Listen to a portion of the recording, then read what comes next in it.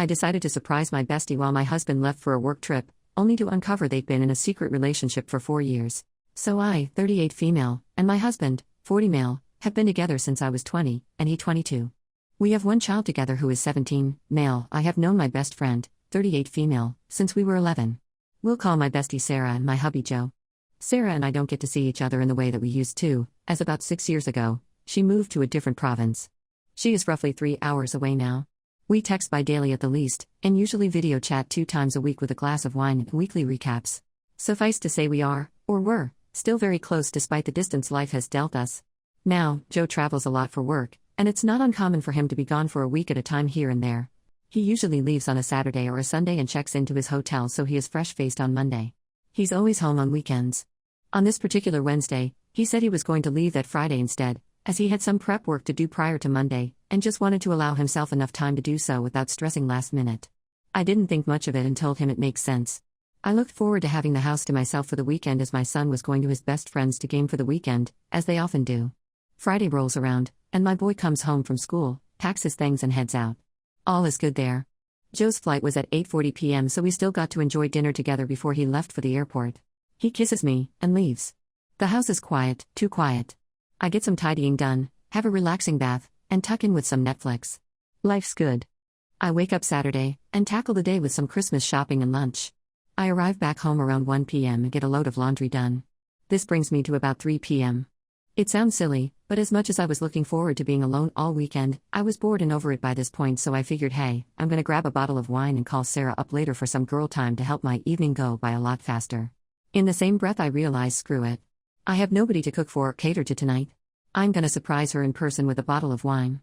Into the car I go. I arrive in her area at around 7 p.m., all giddy and pumped up. I know she is going to be absolutely stunned and excited when she opens the door.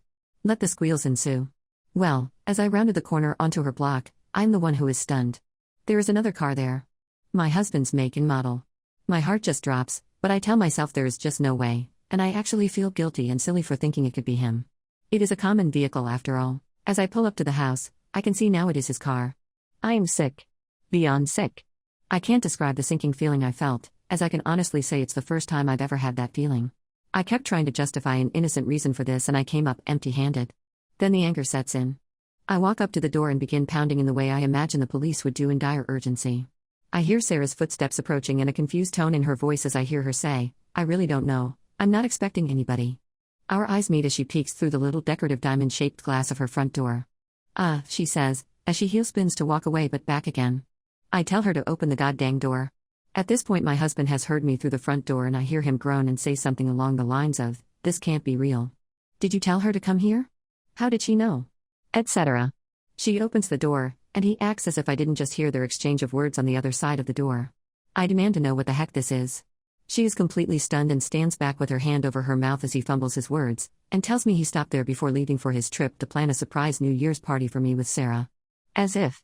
I quickly tell him that's absolutely not true, and such thing can also be correlated via any other source of communication that does not include spending the night with my best friend. I look past them to see what looks to be the aftermath of a romantic dinner for 2 on her dining room table and a cozy blanket on her couch with 2 glasses on the coffee table. I am in tears at this point. He has the nerve to then accuse me of having looked through his messages and being the sneaky one. I am baffled. I tell him to get his crap and get out of there. He refuses, citing he still has to leave for his work trip the following day. I tell him absolutely not. Get your things and we are getting a room for the night to discuss this. He reluctantly agrees. He asks me to wait in the car for him, which I say no to. I begin to yell at Sarah as he scampers around collecting his wet knots. She is apologetic but tells me she hopes this is just a bump in our friendship, and we can work past this. What an absolute joke. This is not a bump, but an entire mountain that has been placed on and crushed any remnants of our friendship. Fast forward to finally getting to a hotel with space. My husband confesses, as if I needed a confession, to having been with her a few times in the past, but maintaining a long-distance relationship with Sarah for the past 4 years. 4 years? I am absolutely breathless. He subsequently cancels his work trip and ends up coming back home, where we spend most of the next day arguing before our son comes home that evening. We keep it hush around him, but he can definitely tell we are on the outs. This brings us to now. The following Friday. We have spent all week arguing, talking, crying, and just trying to figure out where to go from here. We always had a loving relationship. He says he just got bored but has developed deep feelings for Sarah and vice versa. He begs for forgiveness daily and has made a point to cut ties with Sarah to try and save our marriage, but my trust is non existent, and my hurt-o-meter is redlined. I've been too ashamed to share this information with other friends, especially friends Sarah and I have in common.